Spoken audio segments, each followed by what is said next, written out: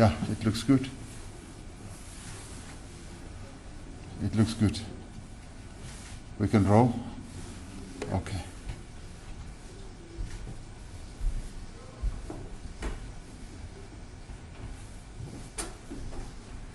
So the generals will be on both sides.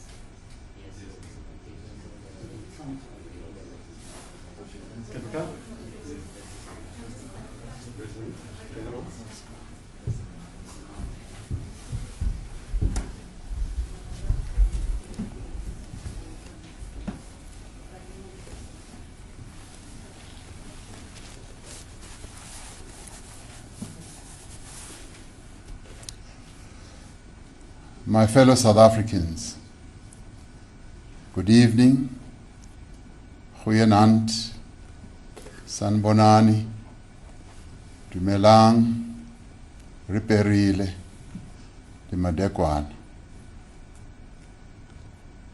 Earlier today, I visited the areas of KwaMashu, Springfield, Mobeni, and Umlazi in KwaZulu-Natal. These areas have been sites of unprecedented violence and destruction over the past few days. The streets and buildings I saw bear the scars of looting and mayhem. But what is most devastating is the toll that these events of violence have taken on people's lives, on their livelihoods and sense of security. The human toll will take much longer to repair.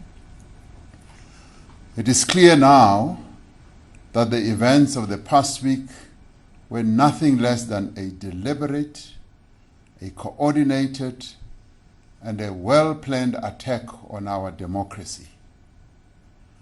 The constitutional order of our country is under threat. The current instability and ongoing incitement to violence constitutes a direct contravention of the Constitution of our country and the rule of law. These actions are intended to cripple the economy of our country, to cause social instability, and severely weaken or even dislodge the democratic state. Using the pretext of a political grievance, those behind these acts have sought to provoke a popular insurrection amongst our people. They have sought to exploit the social and economic conditions under which many South Africans live, conditions of poverty, of inequality and unemployment that have worsened since the onset of coronavirus pandemic, and to provoke ordinary citizens and criminal networks to engage in opportunistic acts of wanton looting. The ensuing chaos is used as a smokescreen to carry out economic sabotage through targeted attacks on trucks, on factories, on warehouses, and other infrastructure necessary for the functioning of our economy and the provision of services to our people. Through social media, through fake news and misinformation, they have sought to inflame racial tensions and violence. Worst of all, these instigators have sought to manipulate the poor and vulnerable for their own benefit. Yet, despite the widespread destruction, this attempted insurrection has failed. It has failed to gain popular support amongst our people. It has failed because of the efforts of our security forces, and it has failed because South Africans have rejected it and have stood up in defense of our hard-won democracy. I saw the determination of our people in defending their democracy in action as I walked through the streets of eThekwini. And many of us will have seen how many of our people across various parts of the country have done exactly the same. I saw people cleaning up the streets, rebuilding their lives, standing together, united in their diversity, young and old, men and women, black and white. They were grateful for the support of the security forces and made it clear to me that they stand united and will work with the government to restore stability. My fellow South Africans, since the outbreak of this violence, at least 212 people have lost their lives. Of these, 180 have been in KwaZulu-Natal and 32 in Gauteng. The South African Police Service, led by Commissioner Stolle here, is investigating 131 cases of murder and have opened inquest dockets in respect of 81 deaths. Our thoughts and prayers are with the families of those who have lost their lives to this senseless violence. This is a pain that no family and no community should have to endure.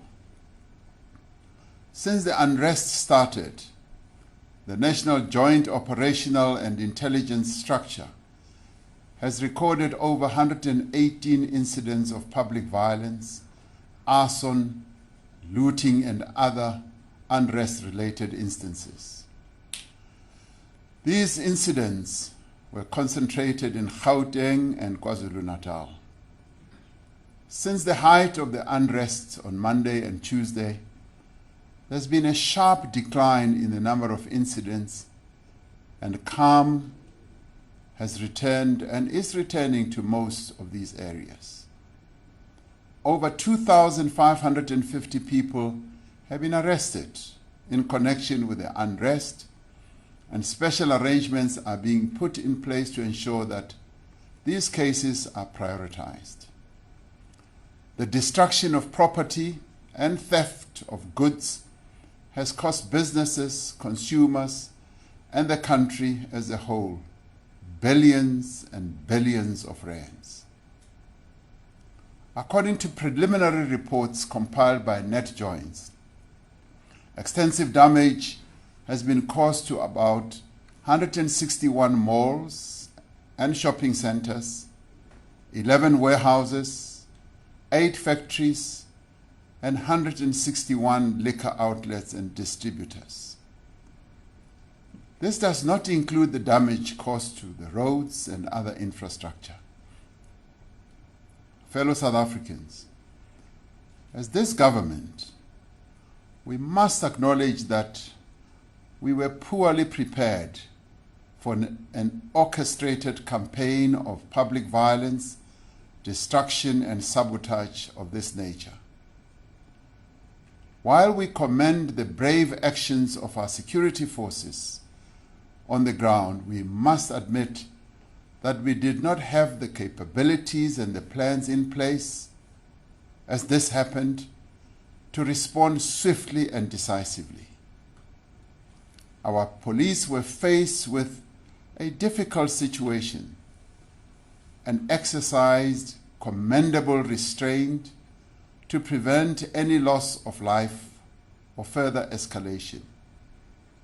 However, once additional security personnel were deployed, they were able to quickly restore calm to most areas that were affected.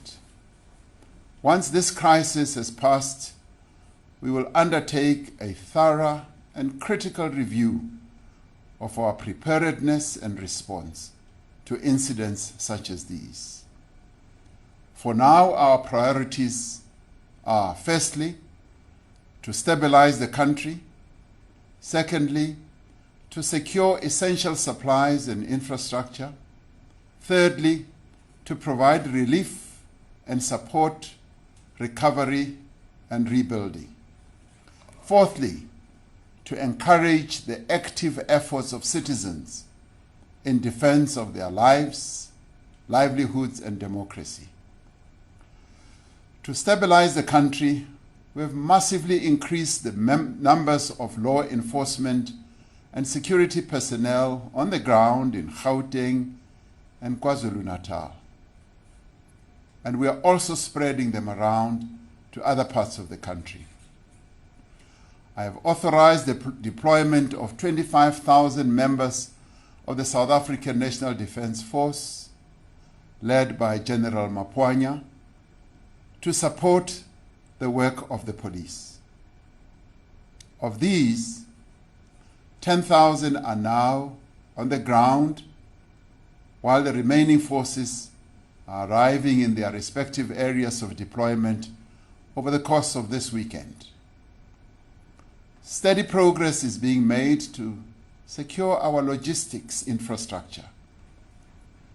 The N3 freeway, which faced enormous challenges and difficulties between eThekwini and Gauteng, has been reopened, and security forces are in place to keep vital supply routes open.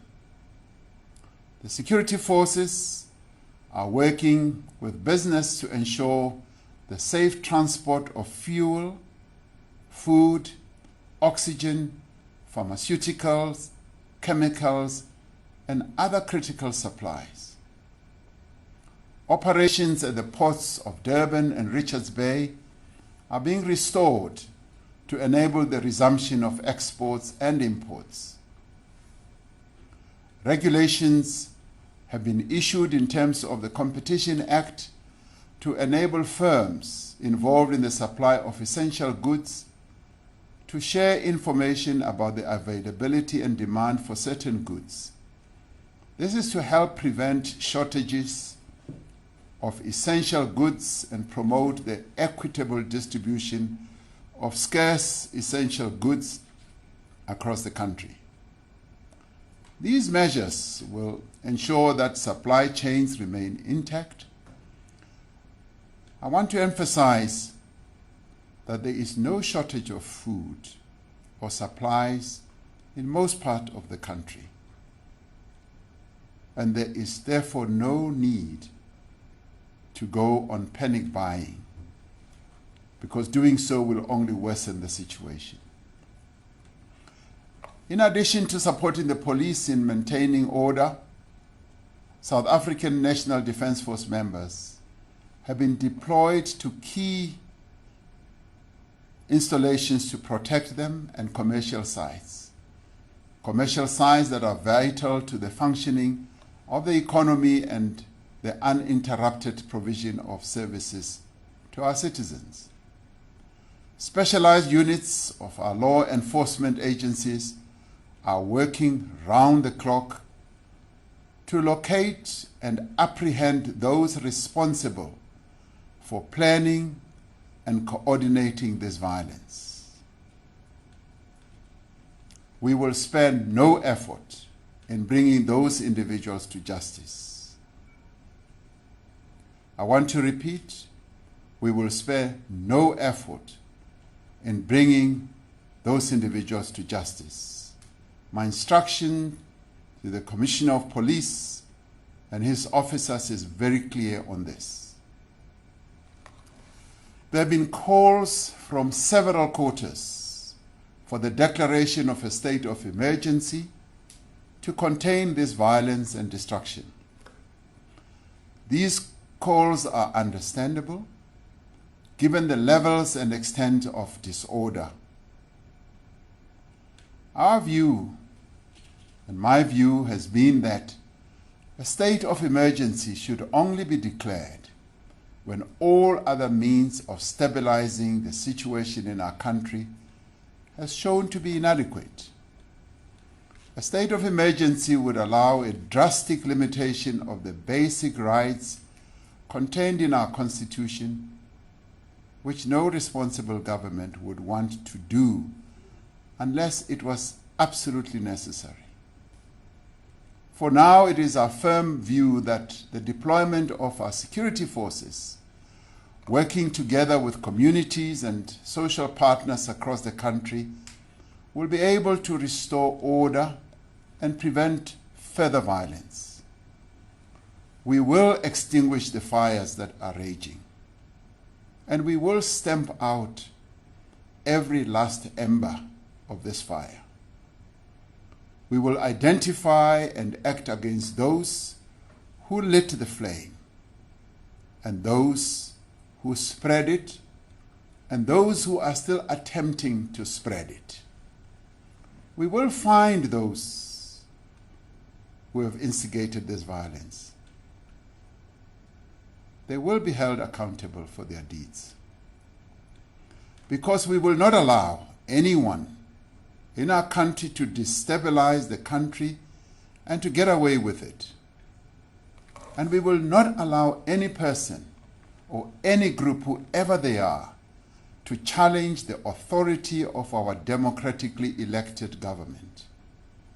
Because this is in the end a challenge to the people of South Africa. While our security forces are steadily establishing control on the ground, the effects of this violence will be felt by all South Africans in the days and weeks and months to come. I met a number of business leaders during my visit in KwaZulu-Natal, together with the Premier, Minister of Police, the Minister of Defense, and the Minister of State Security. And the business people told me that it will take them a few months to restore their businesses. The damage that has been done to vital economic infrastructure will, as they told me, take time to repair.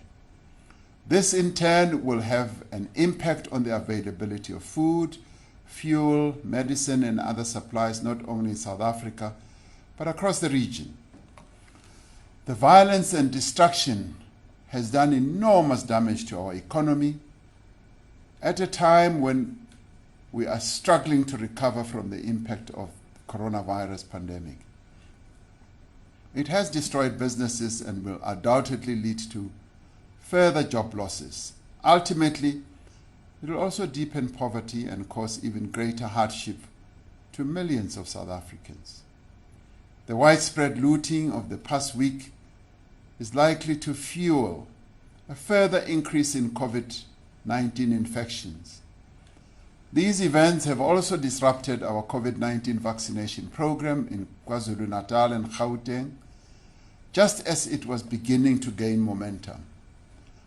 Now it is imperative that we should take further steps to provide support to households and to help businesses to restock and to rebuild. We're in the process of providing immediate food relief to households. Earlier, I received a call from Prince Mangosuthu Buthelezi, who was telling me about the situation in Ulundi. And we immediately promised him that we will be taking steps to ensure that the people who are lining up in Ulundi after the destruction of shops in Eshowe and other areas nearby had resulted in the shortage of food, and they were now lining up in Ulundi. We are attending to this even tonight as we speak. We are targeting areas affected by the looting and where people have no access to food. Provincial departments of social development and SASSA will use their remaining budget in the social relief of disaster program to provide support in the form of food parcels, cash, and food vouchers. We're working hard to bring all SASSA offices into operation again. Cash points are expected to resume services from the 19th of July in all areas that have been declared safe to operate. To assist with the immediate needs of affected communities, the Solidarity Fund has established a humanitarian crisis relief. Mrs. Gloria Serobe informed me, as chair of that fund, that they aim to assist those in greatest need at this time. We are calling on all South Africans to support this fund.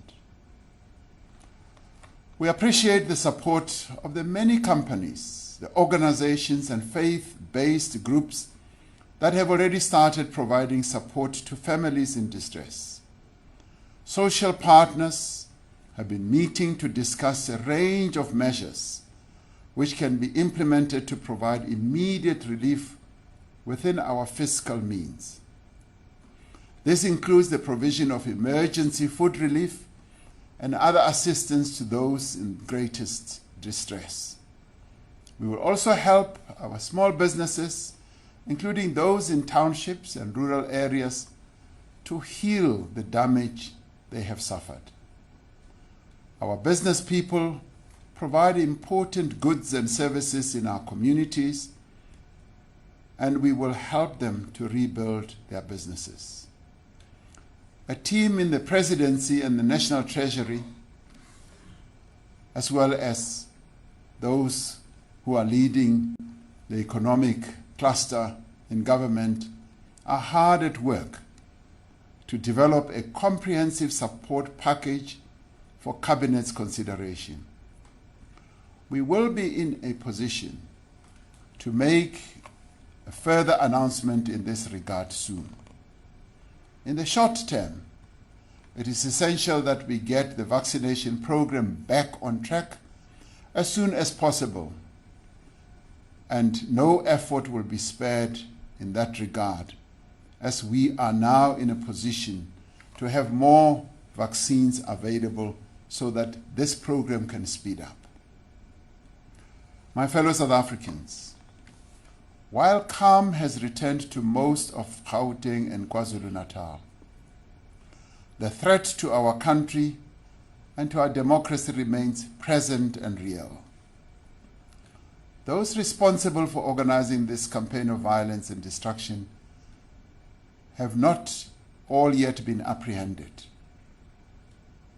and their networks have not yet been dismantled. But we know who they are, and the police are on their tracks, and they've already identified them.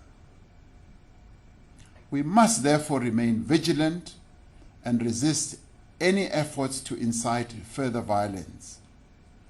We welcome the unwavering support from religious, traditional, political, party, labor, and business leaders, many of whom I met during the course of this week. We applaud those individuals, organizations, and communities that have taken the initiative through peaceful means to restore calm and protect lives and property and infrastructure.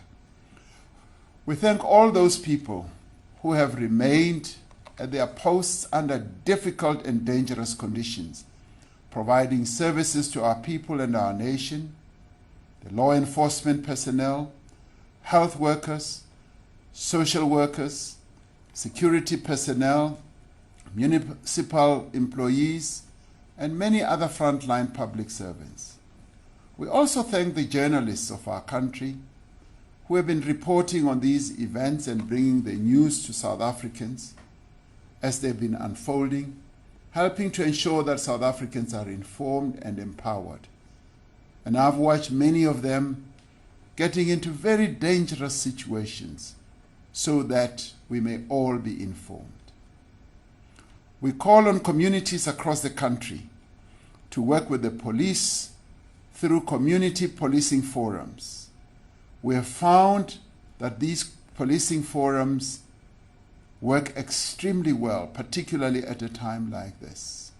And many of them have been functioning to good effect. No person should take the law into their own hands. We must guard against vigilantism and anything that could inflame tensions, racial or otherwise, further. We call on all South Africans to encourage calm and restraint, to desist from sharing false information, and to report any incidents of violence to the police immediately. Any incidents or people who seek to loot or to disturb the peace. By doing these basic things, we can all work together to protect our country. This coming Sunday, South Africans will join people across the world in celebrating Nelson Mandela Day. As we reaffirm our commitment to our democracy and remembering the father of our nation, Nelson Mandela, let us use Mandela Day to provide food to the most vulnerable in our society, to clean up our streets, and to start the task of rebuilding. My wish is that this cleaning up campaign that has been sparked off by cleaning up the mess of this violent week can become a continuous process in our country where we all work together to clean up our country so that we can emulate other countries, even on our continent, that have clean streets, where people work together on set days of the month, of the week, to clean up their neighborhoods, to clean up their country. This is a moment that I would want us to use to begin this culture of cleaning up the areas where we live. While security forces are essential to restoring order and stability, this assault on our democracy will ultimately fail because the people of South Africa will not allow it. If we stand together, no insurrection or violence in this country will succeed. We are engaged in a struggle to defend our democracy, to defend our constitution, to defend our livelihoods and our safety. This is not a battle that we can afford to lose.